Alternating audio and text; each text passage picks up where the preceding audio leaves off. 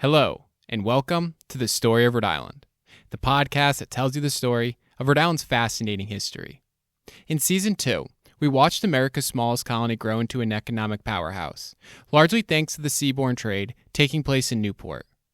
And while many citizens from that city generated their wealth through honest professions like shipbuilding and rope making, others have chosen a far more malicious lifestyle. As we revisit Rhode Island's most prosperous city on a summer day in 1683, we watch one of these law-breaking men make his way into Newport Harbor. The man's name is Thomas Paine, and although in about a century that name will be associated with one of the most famous authors of the American Revolution, in the late 17th century, it's tied to one of the most notorious pirates in the American colonies. As Paine's ship, known as the Pearl, pulls up alongside one of the wharfs, local citizens look on in awe. Even William Coddington, Jr., the governor of Rhode Island, and son of the man who founded the city of Newport back in 1639, can't help but stare at the large frigate and its 8 guns. And while one might think that the people of Rhode Island would flee at the sight of a pirate crew, quite the opposite occurs. Because at the moment, America is in the middle of a time known as the Golden Age of Piracy, an era spanning from about the mid-17th century to the early 18th century. And during this time, pirates are beloved by the American colonists. The reason for this is twofold. First, most pirates during the 17th century are not raiding American colonies, but instead plundering far-off towns and ships belonging to foreign nations. For instance, Thomas Paine's ship, the one that's just finished docking at one of the local wharfs, is returning from raiding Spanish settlements in Florida. And as you might have guessed, he hasn't returned empty-handed, helping us understand the other reason why pirates are so warmly received by the colonists. Being unloaded from the Pearl are hoards of treasure that will be injected into the local economy. To start are the foreign goods that the people of Newport will be able to purchase without paying taxes. And as we all know, there's nothing more that the Rhode Islanders love more than avoiding taxes. On top of that is the hard money that Paine has returned with, a resource that's quite scarce amongst the American colonies. The Rhode Islanders know that the pirate crew will use this hard money to purchase fine clothes and large quantities of rum, enabling it to increase their supply of coins. In fact, so many pirates use hard money in the colonies that most of the Spanish coins in late 17th century America have come from these seaborne criminals. This is a fact that's so well known that it's led one governor to accurately claim how the colonies are, quote, full of pirate money, unquote. And if these benefits aren't enough to encourage the local government to turn a blind eye to the pirates' despicable ways, then typically a show of good faith in the form of pirate treasure is enough to smooth things over with the colony's governor. So as Captain Paine steps off of the Pearl and onto the streets of Newport, the tavern owners, shopkeepers, and the governor himself feel a wave of excitement rushing through their bodies. Because for now, in 1683, Rhode Island is a haven for pirates, a place where their riches and tales of plunder are welcomed with open arms. But it won't always be that way, because in just a few decades, these seaborne criminals will go from being beloved celebrities to a cancer that the colonists hope to destroy. A drastic transition that we'll take a deeper look at today. The tale of how Rhode Island contributed to the Golden Age of Piracy is what we'll cover in this bonus episode of the Story of Rhode Island podcast.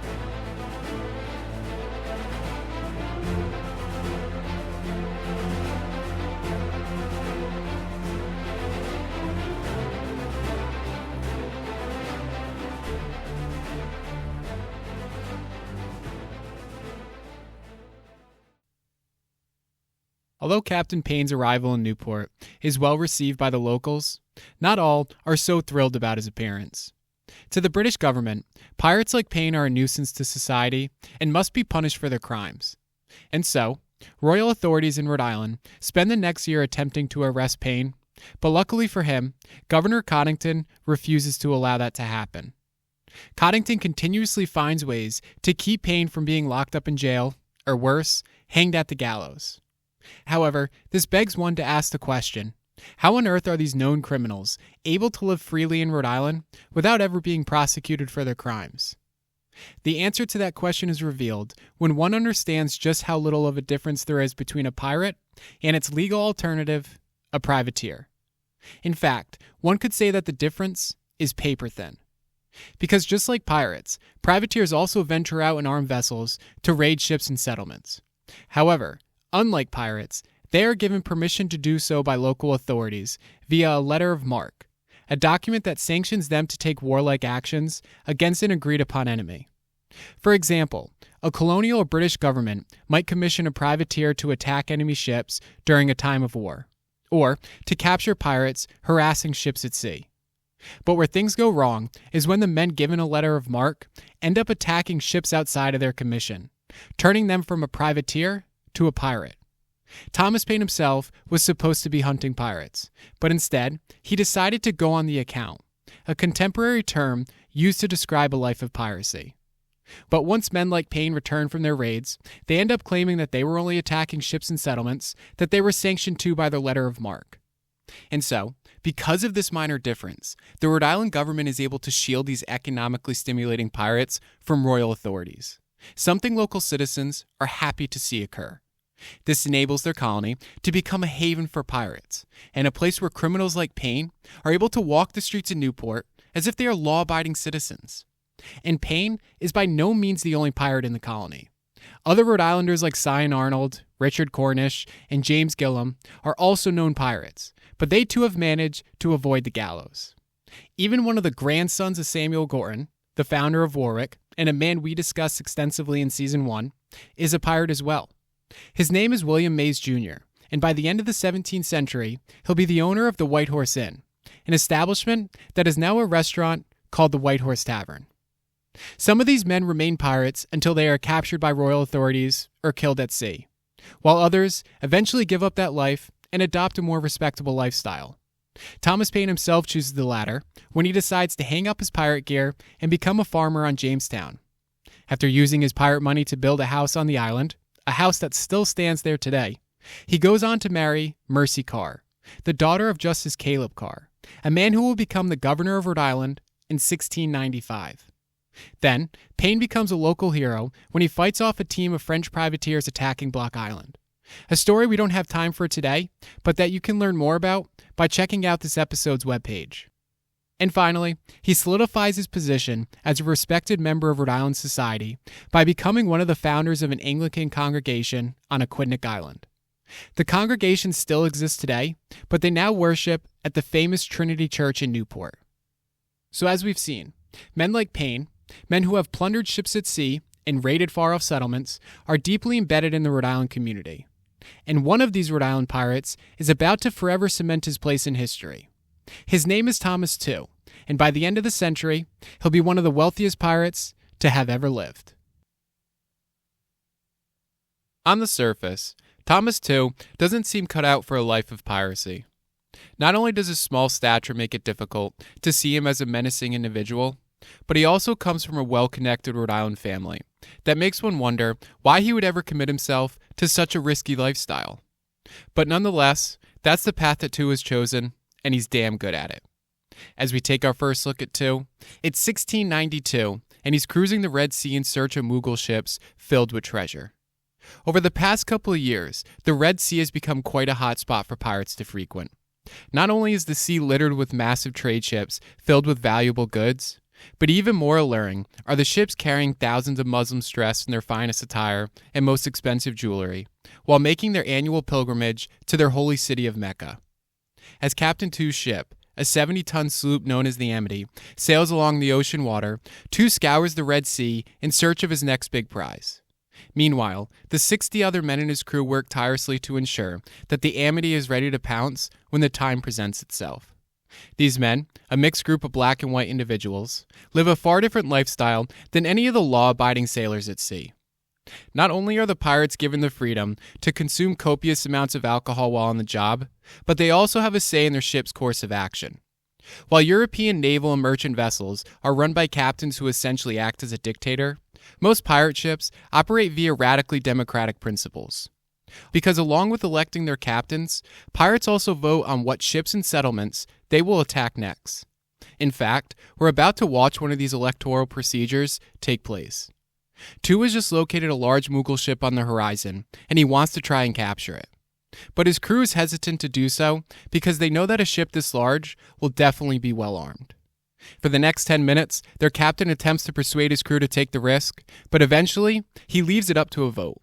As pirate after pirate raises their hand in favor of the attack, Tew sees that the vote has gone his way, so he prepares his men for battle. No longer needing to hide their identities as pirates, the men raise their crew's emblem high into the sky. As the men inch closer to the ship, their black flag with the white R wielding a scimitar waves back and forth. The pirates, although drastically outnumbered, manage to outfight the opposing force of 300 soldiers and convince the Muslims' captain to surrender. When Tew's men begin boarding the Mughal vessel, they are blown away by the amount of gold, silver, gunpowder, and jewels on board. The amount of riches is so vast that the pirates have to leave some of the gunpowder behind so that they can fit all of the jewels on their ship. After the immensely successful raid, Tew and his men remain at sea for a while, but eventually decide to return home to Rhode Island. Tew's return to Newport, like Payne's a decade earlier, sends a wave of jubilation into the colony's most prosperous city. The pirates' riches, rumored to be worth over 100,000 pounds, are acquired by local citizens, while the colony's governor is given a generous gift as his thanks for being such a gracious host. Meanwhile, Tew goes on to live the lavish life of a colonial celebrity, and the city of Newport becomes alive with celebration. While always sporting his finest attire and the jewels that he illegally obtained while at sea, Tew spends his hard money at the city's local taverns while telling stories about his battle with Mughal ships. As groups of inebriated locals crowd around Tew so that they can hear his captivating tales, local tavern owners hand out cups of rum as if they are water. But eventually, Tew once again feels that itch that for some will never be completely scratched, and by the summer of 1695, he's back at committing acts of piracy on the Red Sea. Joining Tew are two other Rhode Island pirates, Joseph Faury and William Muse. While at sea, these three men make the fateful decision to serve under one of history's most feared pirates, Henry Avery. Together, this team of criminals spends the next several months hunting Mughal ships, but this time, the adventure doesn't go the way that Tew had hoped for. In the midst of battle, he is struck by a cannonball and killed on the spot, proving yet to be another example of a man who should have stopped while he was ahead. And Tew was ahead all right. At the time of his death, he managed to accumulate a net worth of over $103 million in present-day money, a fortune so large that in 2008, Forbes magazine listed Tew as the third wealthiest pirate in history.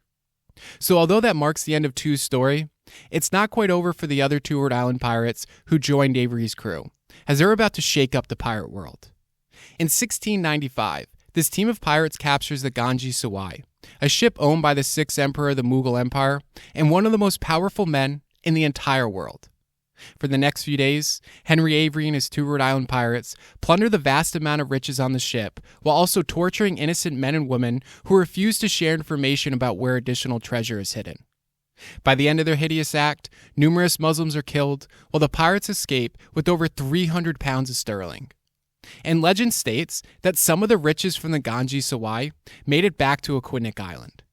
Because in 2014, a handful of Arabian silver coins minted in 1693 were unearthed at the Sweetberry Farm in Middletown. Since American colonists didn't begin trading in the Middle East until around the 18th century, some contend that these coins might have come from the infamous raid on the Ganges Sawai. Unfortunately, we may never know for sure where those coins came from, but what we do know is that the plundering that the two Rhode Island pirates participated in creates some real problems for the little colony around Narragansett Bay. In response to the raid, the Mughal Emperor shuts down trade with the East India Company, an event that puts a major economic burden on one of England's largest trading enterprises. With their pocketbooks now affected by piracy, the British government begins cracking down on any of the colonies who are harboring these criminals. And as you might have guessed, Rhode Island is one of the primary culprits. In fact, the British government declares that the little colony around Narragansett Bay is believed to be, quote, a great receptacle for pirates, unquote. This belief is confirmed when Richard Coote, the Earl of Belmont, and a man responsible for investigating what's going on in Rhode Island arrives on the scene. Not only does he see pirates being welcomed into their colony with open arms, but he even discovers that former pirate, Thomas Paine, is allowing Captain Kidd, one of history's most notorious pirates, to store treasure at his farm on Jamestown. Belmont tries to catch Paine in the act, but Paine manages to avoid royal authorities yet again, allowing the treasure to go undiscovered. To learn more about what might have happened to that treasure buried on Jamestown, be sure to check out the Story of Rhode Island website. Now, for those of you who listened to Season 2, you might recall how Lord Belmont spends the next couple of years attempting to have Rhode Island's charter revoked. However, you might also recall how the colony's governor at the time, Samuel Cranston, a man who was captured by pirates himself before entering civil service, is blessed with a stroke of luck when Lord Belmont unexpectedly dies in 1701, putting an end to his attacks against the colony's charter. Then, the governor's luck continues when the King of England dies and his successor, Queen Anne, is too occupied with a new set of wars to pay much attention to the American colonies supporting piracy. In the decades following these fortuitous events, Rhode Island pirates once again begin hitting the open seas in search of helpless victims to plunder. However, this time, their raids are no longer targeting foreign ships from far-off nations, but those from the very colony they come from as well. One of these pirates is Palgrave Williams, a former silversmith from Newport who's decided to go on the account. And although he takes part in numerous successful raids, his achievements won't be celebrated like the pirates of the past. Instead, he'll help us understand how these once beloved seaborne criminals have turned into a nuisance that the colonists want nothing to do with. It's April of 1717, and Captain Palgrave Williams is sailing in the Caribbean Sea on his ship, the Mary Ann. Sailing in his own ship beside Williams is Captain Bellamy, a man Williams teamed up with when he left Newport back in 1715. Although the two men were brand new to the world of piracy when they began, they've proven to be naturally talented in the craft. After plundering over 50 ships, they've managed to become quite notorious in the American colonies and have amassed a large fortune. But by far their biggest prize came when they captured the Widow, a 300-ton British slave ship. Not only was the ship filled with large quantities of sugar, gold, and silver, but the vessel itself was in wonderful condition and far larger than their ships. Because of this, the pirates have decided to make this vessel their flagship. And while their success would have made them heroes in 17th century Rhode Island, that is no longer the case in 18th century Rhode Island. We learn why this is true as we watch Williams and Bellamy chase down their most recent victim, a merchant vessel operating out of Williams' hometown in Newport. As the pirate's flag, a piece of woolen fabric decorated with the skull and crossbones, waves in the air, Williams keeps a close eye on his prey. Eventually, the pirates catch up to the ship and force their adversary to make a decision: surrender or fight.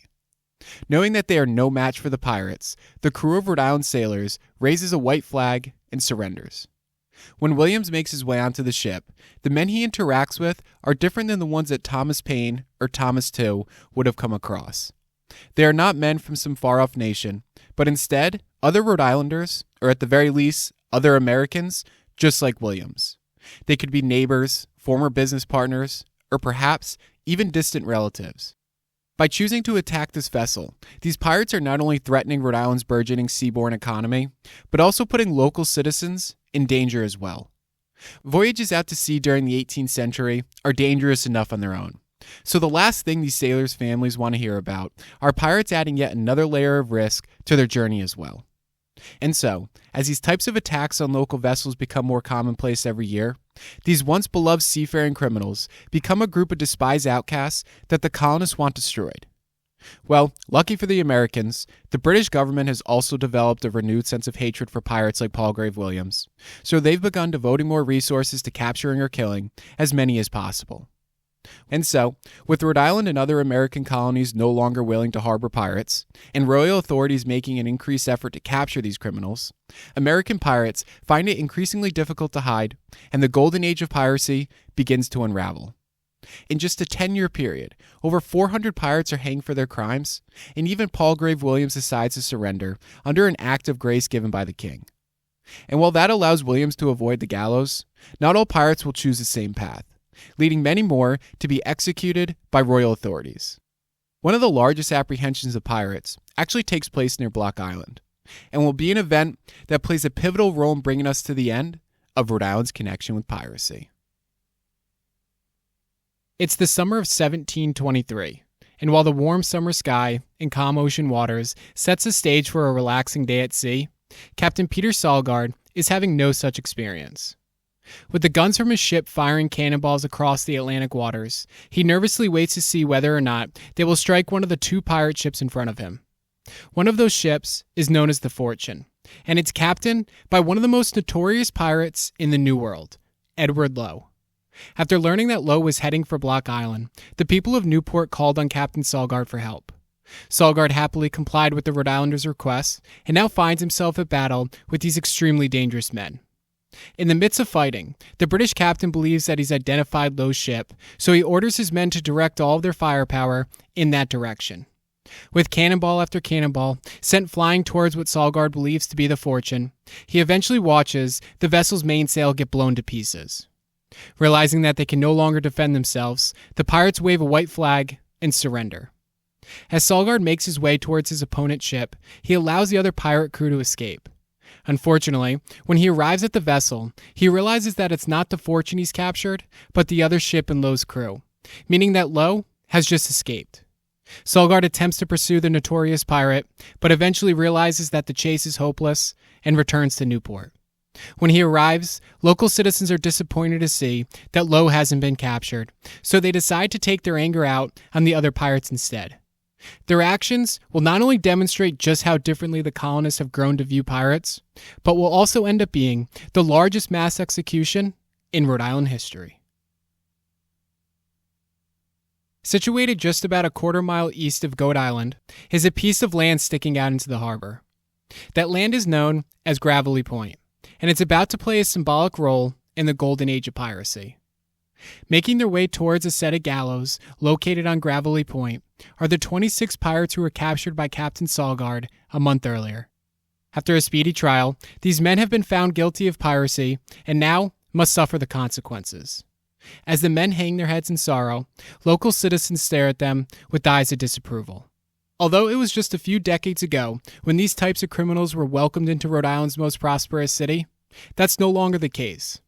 Because ever since these seaborne criminals have made the conscious decision to raid American ships, the pirates are now seen as a disease that must be eliminated. After walking up the gallows wooden stairs, the group of men turn towards a silent crowd of onlookers while a noose is wrapped around their necks. Blowing in the wind behind them is their ship's flag, or, as the pirates have been known to call it, their Jolly Roger.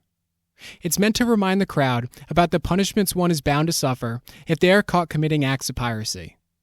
Then, right around noon, Reverend Nathaniel Clapp stands beside the criminals and recites a sermon that encourages the pirates to repent their sins. As some of the men begin to weep and pray to God for mercy, the crowd inches closer to the gallows as they know that the execution is about to take place.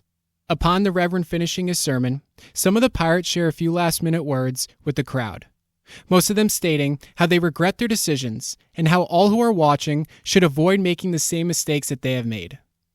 Then, finally, with the pirates' heads resting against the noose that's wrapped around their necks, the signal is given, and the board of wood they are standing on is removed from underneath them. As their bodies drop, gravity pulls the rope tighter around their necks, and their legs begin to kick in a hopeless attempt to keep them alive, a movement known as the hempen jig.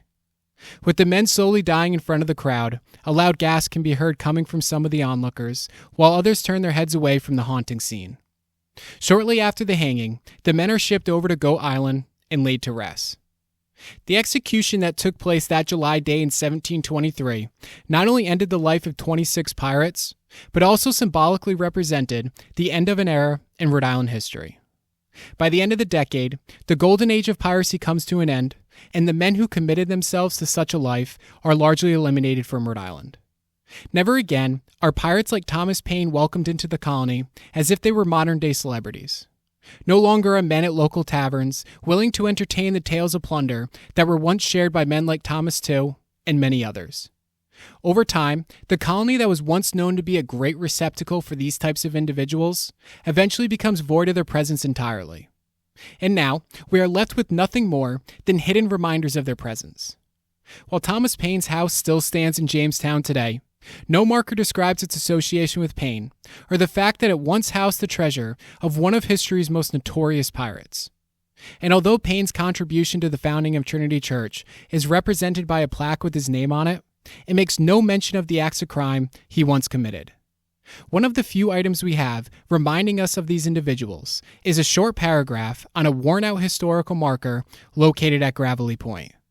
The dirt and scratches covering up the words in the marker symbolizes the challenges that one has in finding any type of reminder of the vile criminals that once walked freely throughout the streets in Newport. And while their lives are not one to be admired, no one can deny the fact that they played a unique role in Rhode Island history. From Jamestown's Thomas Paine to Newport's Thomas Tew, the various pirates coming out of America's smallest colony undeniably had a significant, albeit short-lived impact on life around Narragansett Bay. And therefore, one cannot leave out their names and the crimes that they committed when telling others about the story of Rhode Island.